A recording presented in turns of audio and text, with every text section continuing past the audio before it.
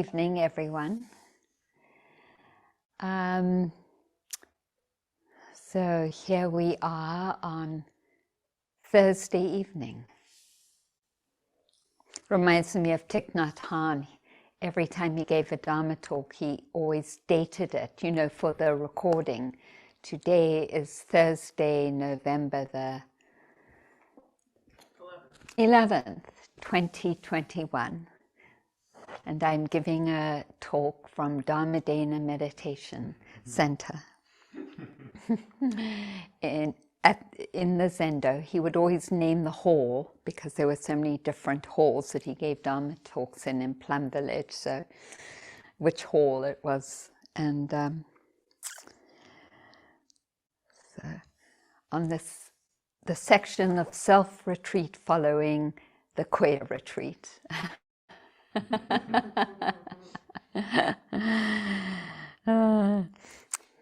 Naming and placing ourselves in the arc of history.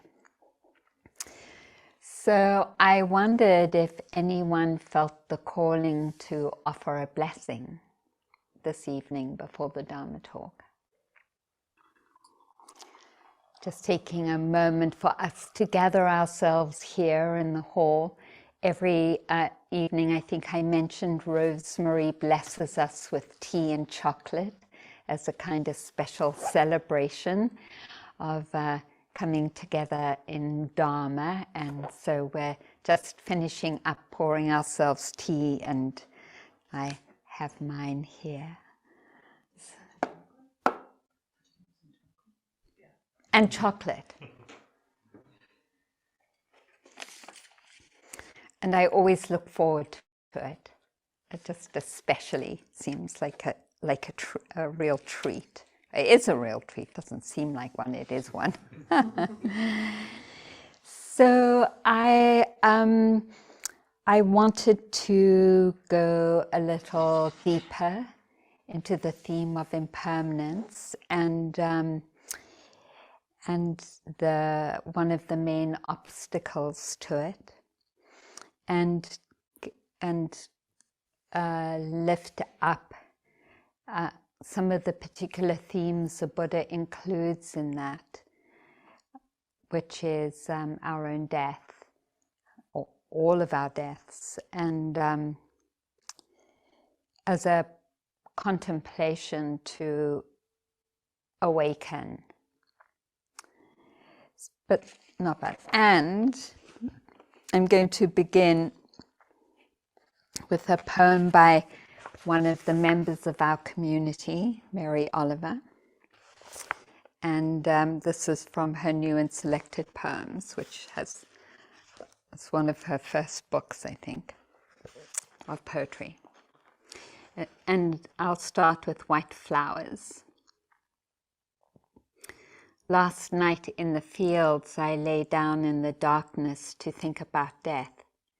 But instead I fell asleep, as if in a vast and sloping room filled with those white flowers that open all summer, sticky and untidy in the warm fields. When I woke, the morning light was just slipping in front of the stars, and I was covered with blossoms. I don't know how it happened. I don't know if my body went diving down under the sugary vines in some sleep-sharpened affinity with the depths, or whether that green energy rose like a wave and curled over me, claiming me in its husky arms. I pushed them away, but I didn't rise. Never in my life had I felt so plush, or so slippery, or so resplendently empty. Never in my life had I felt myself so near that porous line where my own body was done with and the roots and the stems and the flowers began.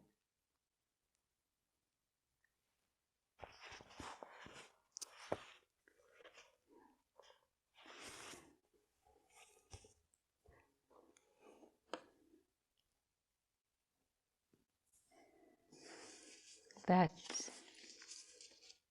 communioning, that chi she writes so beautifully and so poetically. I have used words like interconnected and part of the family of life, and then she writes about it so exquisitely, where that line becomes porous and dissolves between ourselves and the field of flowers that we fall asleep in, thinking we're going to contemplate death and finding some deep communion, right? A depth of communion, which is a kind of death, a death of the separation and the walls that have defended us. I wanted to recap a little bit about the most significant of those walls that the Buddha talks about in the Second Noble Truth. The origin of all suffering, he says, the origin of all suffering is clinging. Clinging to anything is the condition for suffering. And particularly clinging to the four foundations of mindfulness, our bodies, our sense organs, any aspect of our body, to feelings, pleasant, unpleasant, and neutral, clinging to our thoughts, opinions, beliefs, emotions, and clinging to the sense of self. And I wanted to come in through a different gateway that some of you have heard me talk about in relationship of clinging to the sense of self.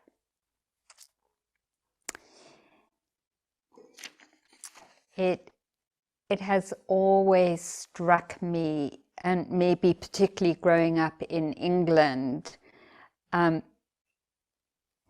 because in South Africa it was a little different because there was so much open wild land that wasn't claimed really.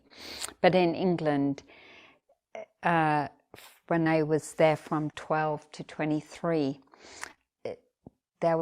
every space was designated, except for bombed out houses, and even then we were squatting.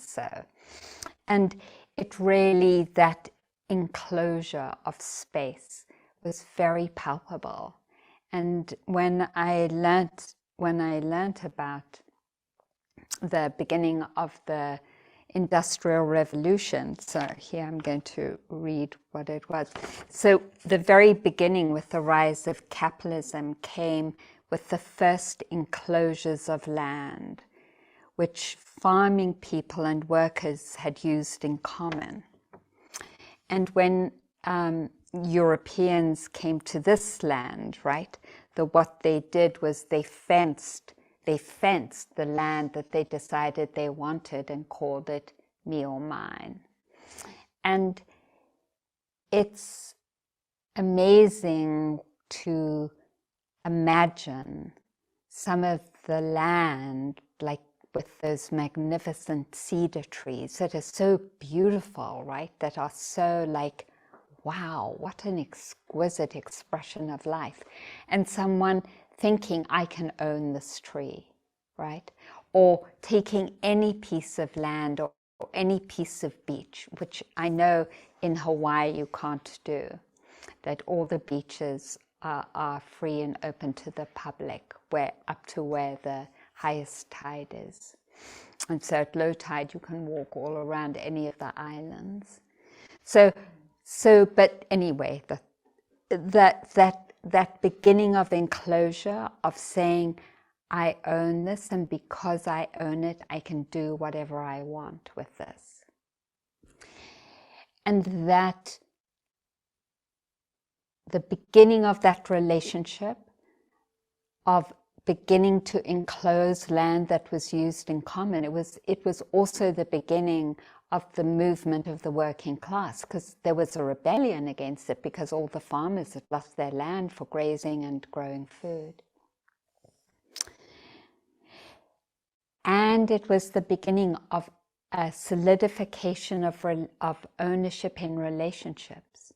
So not that there wasn't sexism, but relationships changed. There was more a sense of, for example, the husband owned his wife's property. It was written into law at roughly the same time, and owned the children of his wife.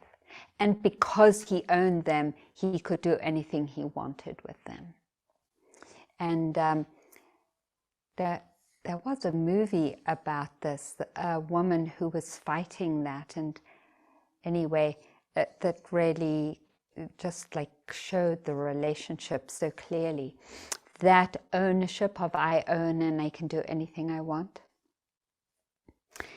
That is what we're doing to ourselves when we own the nature of our bodies and our lives.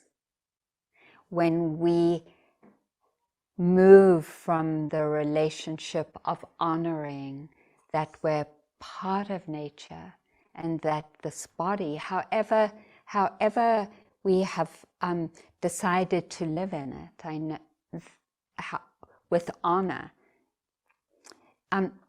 is what the calling of liberation is. And when we move into habitual relationships with our bodies, or our thoughts, or our feelings, or pleasant and unpleasant, any aspect of our life, when it's habitual, we have moved into the relationship of enclosing, of owning. And that's exactly a beautiful description, isn't it, of the times when we know we are not in a respectful relationship to our bodies, and that there are so many times we've disregarded the integrity of our body, or of our hearts, or of our feelings. And this practice of liberation is beginning to discern that, of beginning to discern, oh, that's what's present. I'm living in this body and taking it for granted in the ways that ownership was taken for granted, and that in that ownership, automatically, because there's no respect and love, there's a harming done, there's suffering done.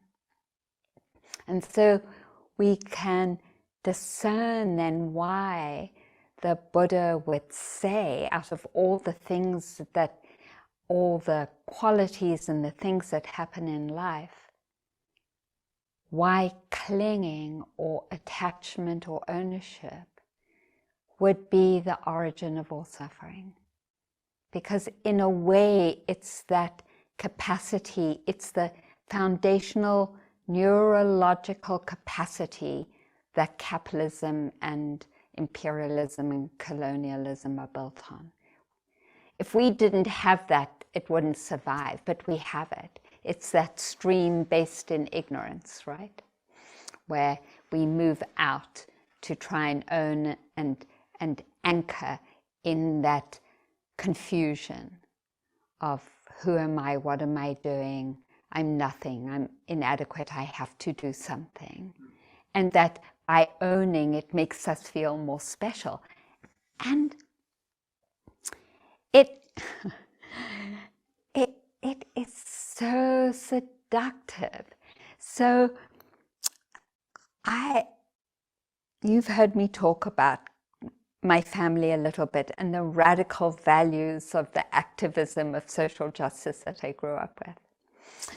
And when I've always driven these very old second-hand cars when I was younger, and then my car broke down, and so my father said he would put down a down payment for another car, and I didn't have enough of an income to buy a second-hand car, but I could buy a new car. So he put a down payment on the new car.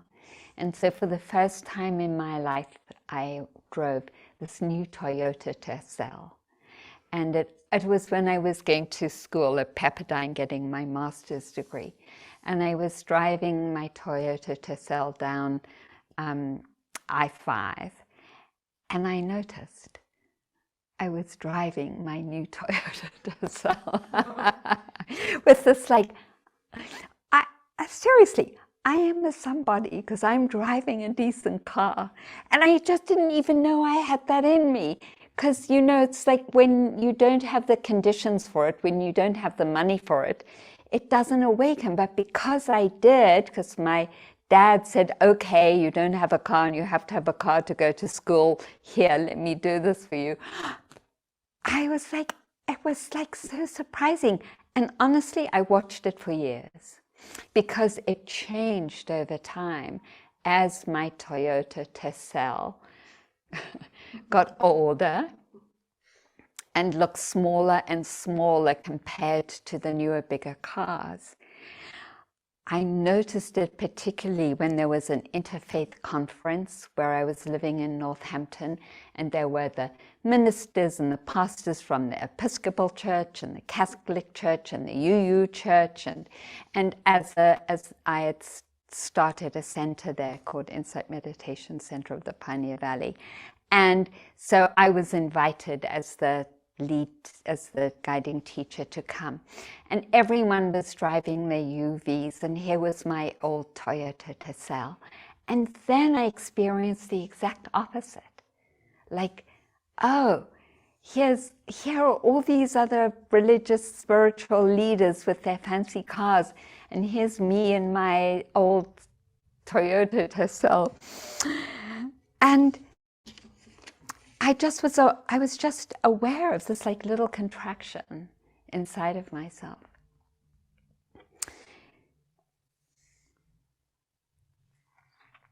So how, even when we have these quote radical lives, how when certain conditions come into play, how it lifts up the sense of who am I and who am I in relationship to what I own, and how that reflects back in terms of my worth. And it's so intense because that whole construction is a construction that can never bring happiness, because it's about wrong relationship. So that's the ground of being that this wiring has been fed inside of us around owning. And let me just say one more thing, because it's been such a powerful force historically, is owning ideas. And so what's the difference between naming a liberation theology like Buddhism and an idea of that COVID-19 is a way of the vaccine is taking people's freedom away, and that it's part of I heard a Jewish plot. That's the latest that I heard, that it's part of a Jewish plot to take over. Jewish and left-wing plot to take over America.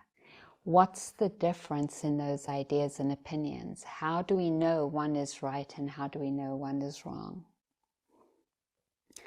How are they living in our bodies? Because when I read that, I'm like, wow, that is such a profound misperception. What is happening? What is happening in that being? And then how do I know that my perspectives and my ideas and the frameworks I'm offering are closer to the truth. How do we know that? And it's a great inquiry, because often, especially when we're in conflict, and we feel like we have the right line, we are the one who has the right perspective, that feeling of being outraged, I notice this a lot for myself. It's such a giveaway that I'm in an ownership relationship. Because love never feels outraged. Outraged is actually a subtle form of aversion, or even not so subtle form of aversion.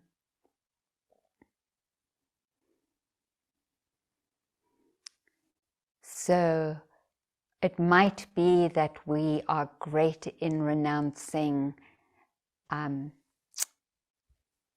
goods, like, I don't mean goods, what do I mean? Like owning things, but maybe not so great at our relationship to what our ideas and opinions of ourselves and the world are. And then there's another thing that where I've noticed that we might have a very beautiful practice of renunciation. So and yet the ways that we do things become the ways things should be done. So when I was living at Amravati, the monks always would sit in the front in the car, and the nuns would always sit in the back seat. And of course, even though in civil society women are considered equal, in the monastery they weren't. And so when we were driving in the car, Anagarika, a monk in training, was driving, because of course the nuns couldn't drive when the monks were in the car, because the monks had to sit in the front. So the Anagarika was driving, and a senior monk was sitting in the front, and we were getting lost, and we'd been driving like an hour more than we should have. And so the senior nun said, it would be helpful if we did blah, blah, blah, blah. And the senior monk said, the Anagarika knows how to get there. That, the Buddha would say, is a combination of rites and rituals. This is how we do things in the monastery, and becoming attached to it. And so there are these 4 great areas of attachment or clinging. So one is to opinions and ideas that obstruct the freedom of liberatory relationships. One is to rites and rituals, the ways we do things that we think are the right ways to do things. And it's amazing to me how tight we are around that sometimes. Like, no, this is the way you do this. And then the other essential pleasures, the ways that we want to own the right to access sensual pleasures. This is my right to do this. So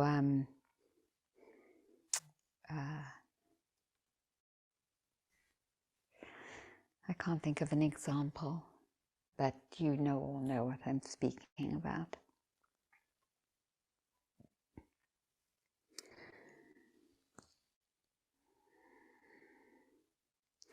And then lastly, the last area of attachment is the ownership of ourselves as a separate entity, that we have a right to do whatever we want to do, because it's mine. So in this context of this conditioning that we've been brought up with, the Buddha calls into being one of the greatest antidotes to it. And the antidote is acknowledging impermanence. And particularly acknowledging the impermanence of our bodies.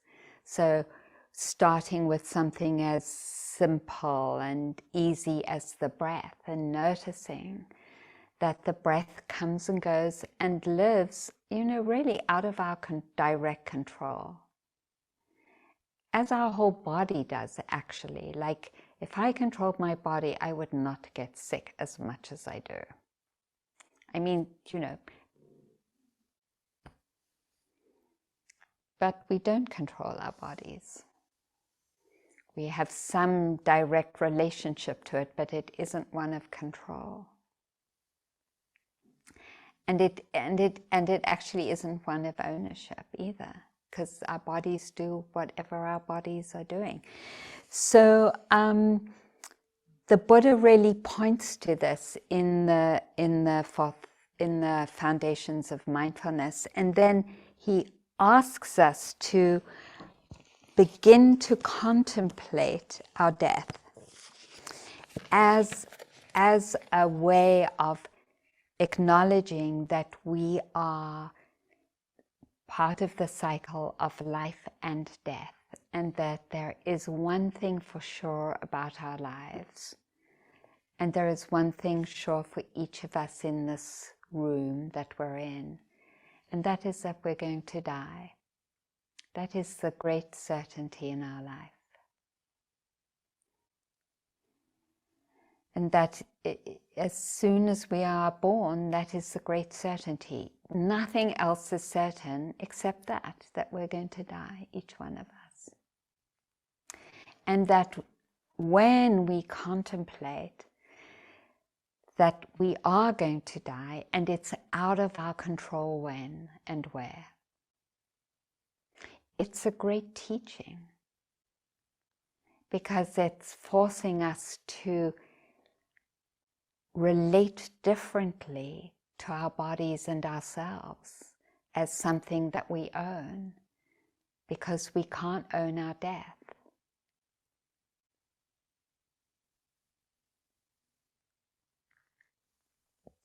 There are all kinds of gateways for this contemplation, according to what personality type you are. So I'm going to offer one, and this is the one that's in the 4 Foundations of Mindfulness around our death, and then I'm going to offer another one that's for those of us who are aversive, because they're different gateways. And we can use both.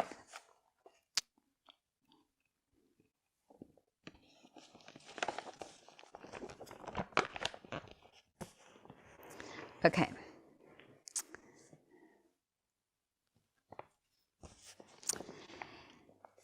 Practitioners, as though you were to see a corpse thrown aside in a charnel ground, 1, 2, or 3 days, dead, bloated, livid, and oozing matter, a practitioner compares the same body with it thus: this body too, this body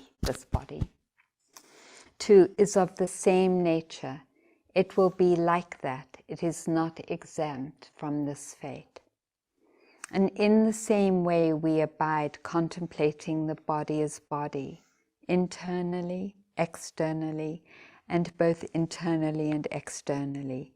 And we abide independent, not clinging to anything in the world.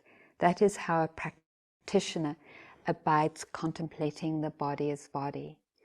And again, as though we were to see a corpse thrown aside in a charnel ground, being devoured by crows, hawks, vultures, dogs, jackals, or various kinds of worms, a practitioner compares the same body with it thus: this body here is of the same nature.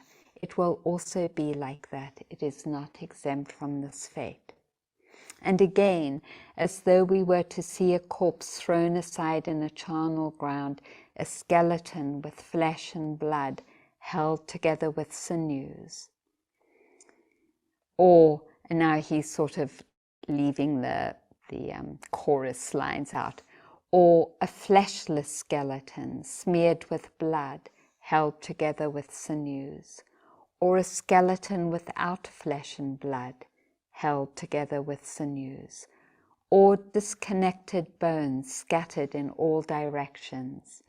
Here a hand bone, there a foot bone, here a shin bone, which in the cabin where I did some solo retreating, all in the grounds around the cabin, was just that, bits of skeletons of animals here and there and everywhere. There a foot bone, here a shin bone, there a thigh bone, here a hip bone, there a backbone, here a rib bone, there a breastbone, here an arm bone, there a shoulder bone, here a neck bone, there a jawbone, here a tooth, there a skull. A practitioner compares this same body with it thus. This body too is of the same nature. It will be like that. It is not exempt from that fate. So this is how a practitioner abides, contemplating the body as body. Again, as though we were to see a corpse thrown aside in a charnel ground, bones bleached white, the color of shells, bones heaped up more than a year old, bones rotted and crumbling to dust. A practitioner compares the same body. This body too is of the same nature. It will be like this. It is not exempt from this fate.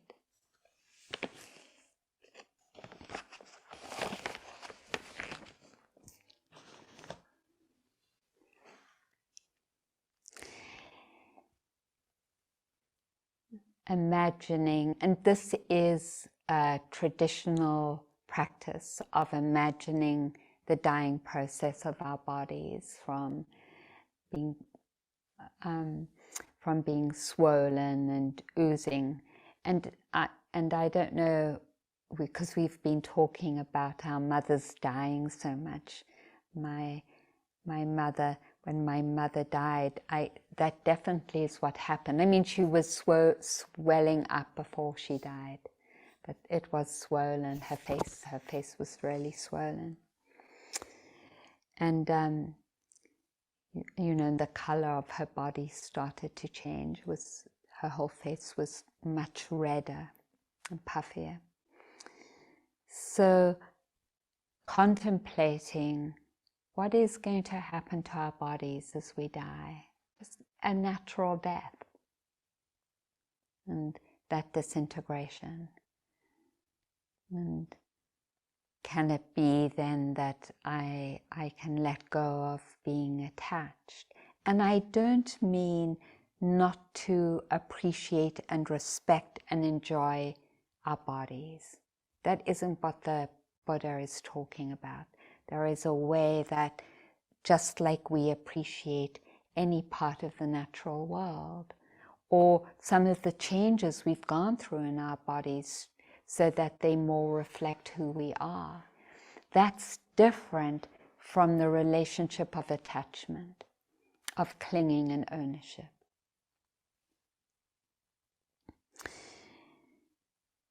What is it like to come a little closer to the reality that we're each going to go through this process in some way or another?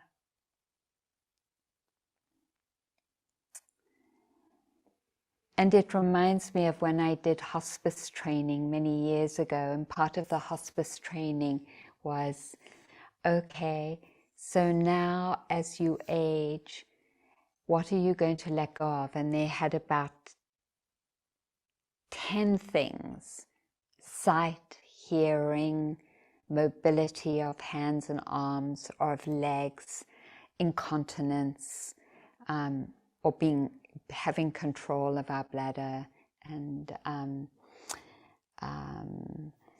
taste, smell, memory,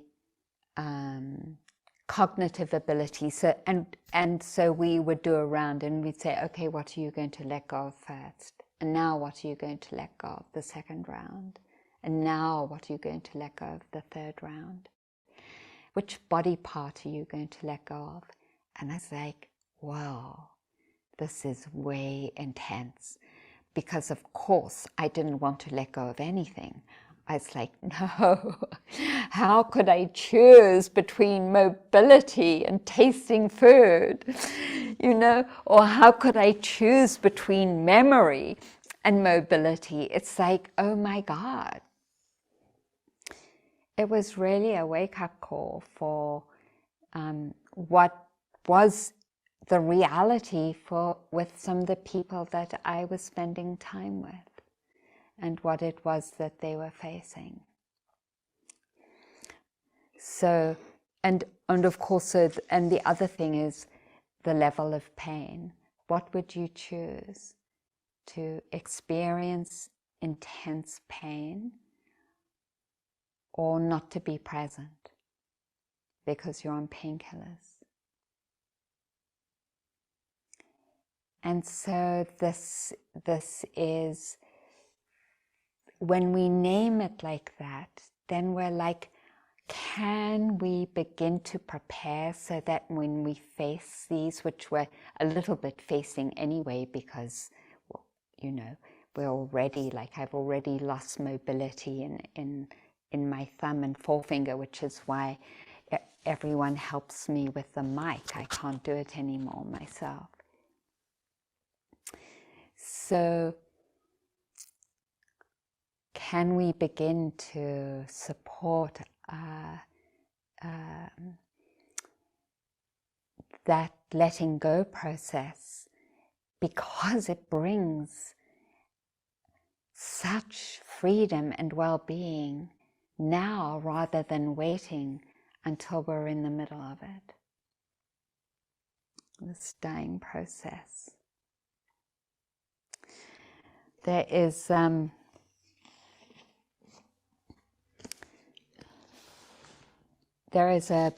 there is a beautiful poem. It's just one of my favorite poems that I want to read. This is from a very famous poem, an excerpt from the life of Shapka, which is the teachings of a 18th century wandering Tibetan yogi. Another day, I went for some fresh air to a meadow covered with flowers. While singing and remaining in a state of awareness of the absolute view, I noticed among the profusion of flowers spread out before me, one particular flower waving gently on its long stem and giving out a sweet fragrance. As it swayed from side to side, I heard the song in its rustling petals. Listen to me, mountain dweller. I don't want to hurt your feelings, but in fact, you even lack awareness of impermanence and death, let alone any realization of emptiness. For those with such awareness, outer phenomena all teach impermanence and death. I, the flower, will now give you, the yogi, a bit of helpful advice on death and impermanence. A flower born in a meadow, I enjoy happiness. With my brightly colored petals in full bloom, surrounded by an eager cloud of bees, I dance gaily, swaying gently in the wind. When a fine rain falls, my petals walk around me. When the sun shines, I open like a smile. Right now, I look well enough, but I won't last long, not at all. Unwelcome frost will dull the vivid colors till turning brown I wither. Thinking of this I am disturbed. Later still, winds, violent and merciless, will tear me apart until I turn to dust. You, hermit, are of the same nature. Surrounded by a host of disciples, you enjoy a fine complexion. Your body of flesh and blood is full of life. When others praise you, you dance with joy. Right now you look well enough, but you won't last long, not at all. Unhealthy aging will steal away your healthy vigor. Your hair will whiten and your back will grow bent. When touched by the merciless hands of illness and death, you will leave this world for the next. Since you, mounting, roaming hermit, and I, a mountain-born flower, are mountain friends, I have offered you these words of good advice. Then the flower fell silent and remained still. In reply, I sang, "O brilliant, exquisite flower, your discourse on impermanence is wonderful indeed. What shall the two of us do? Is there nothing that can be done?"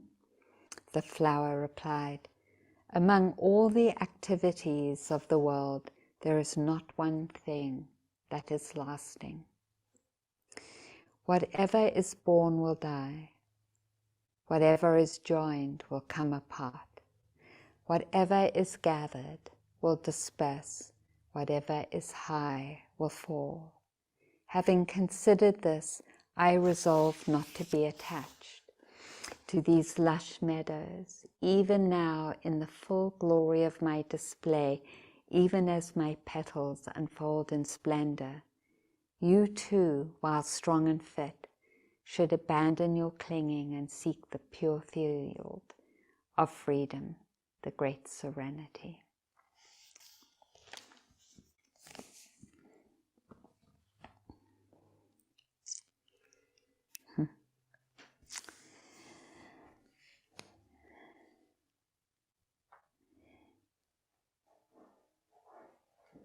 So, in acknowledging this reality of impermanence, that we won't know when we'll die, then we can call in both the renunciation of an attachment and also the love of honoring each moment of life because it will end.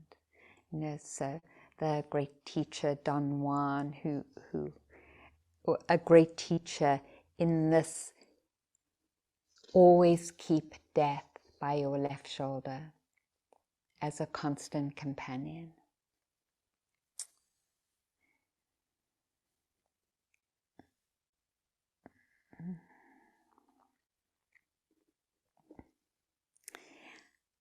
And you know, it's so strange how we can have experiences that take us. I did very close to death when I had polio, and then recover, and somehow in the recovery fall back into old ways, you know, of somehow death being really far away. It's fascinating. Or other times when I've been really sick enough to contemplate, you know, wow, you know, am I going to get better or am I going to die? And then somehow the fact that for me, regaining health has just pushed that the reality of dying and the openness and vulnerability that comes with it. When we feel like we're much closer to death. And so here is this wonderful and beautiful invitation to begin to honor our lives, our bodies, our feelings, our thoughts in new ways that challenge ownership and entitlement, and that bring us into a relationship that is so porous with nature and with other human beings, where that line of separation begins to dissolve.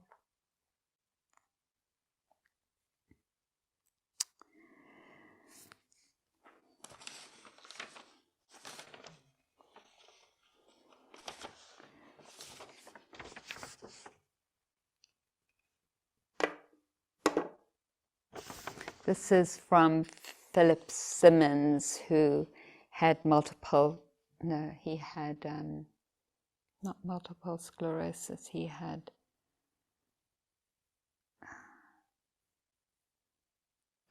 another degenerative disease that's gone out of my mind. And he died about 10 years ago. This is what he wrote. I can be listening to bazooka music or discussing the price of ostrich futures, and suddenly I'm aware that everyone in this room will one day die.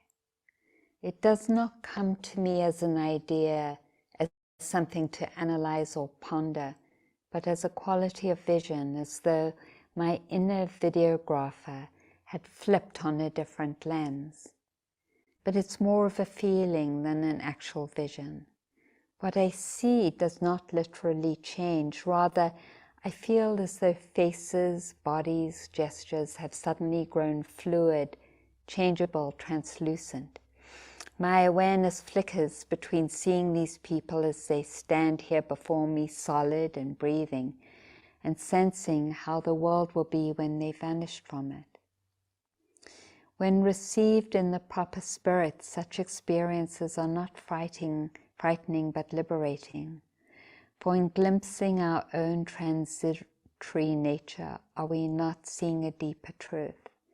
As scientists tell us, we're nothing more than a temporary arrangements of atoms, forged in the depths of distant stars, and consisting mostly of empty space.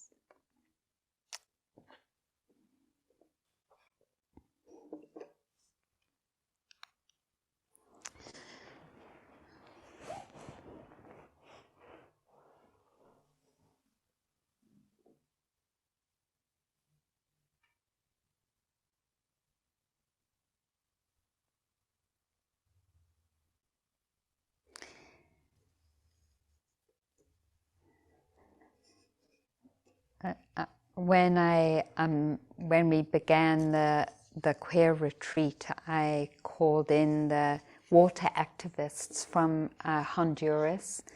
That and maybe you don't know, but maybe you do. That hundreds of them have been murdered, and so when in both Honduras, but also actually particularly in Brazil. And I always wonder, sometimes, not somehow what it is that keeps drawing me back to read about them and contemplate them and their activism, and knowing that they might or probably will be murdered and continuing to do the work that they do. And also here in this country, the indigenous activists around water and the pipelines. Although the killing doesn't happen with quite as much impunity in this country. And as I contemplate Mary Olver's poem about lying in the field and falling asleep and from morning until night when the stars came up, and being immersed and joined somehow in that forest. That poem is this reminder and taste of, if that separation falls away and I am the water, I am the water. The water that often I think is my water, the wetness in my mouth, or that covers my eyes, not as much as sometimes I would like in the desert, right? Or that I have like a post-nasal drip that happens a lot, or I urinate, that's another form of water. I often really don't think of the water in my body as part of the water on the earth, the rivers, the lakes, the oceans, in the skies, as clouds. And if I did more, maybe I'll inspire myself through this talk, if I did open up to water as this great spirit of water inside of me, then I get closer to understanding how my life can be in devotion to sustaining and keeping the rivers flowing that nurture so many communities, that it's water and the sacredness of water inside and outside, and that it's not just like my life separately I'm giving, but nature being drawn to protect nature. Okay, so I'll end with a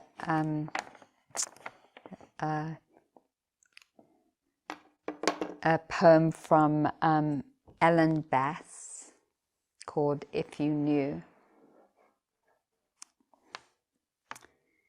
What if you knew you'd be the last to touch someone if you were taking tickets, for example, at the theatre, tearing them, giving back the ragged stubs? You might take care to touch that palm, brush your fingertips along the lifeline's crease.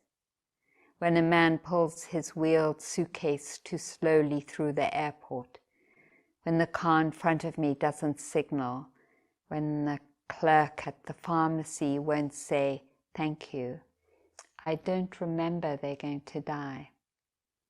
A friend told me she had just been with her aunt.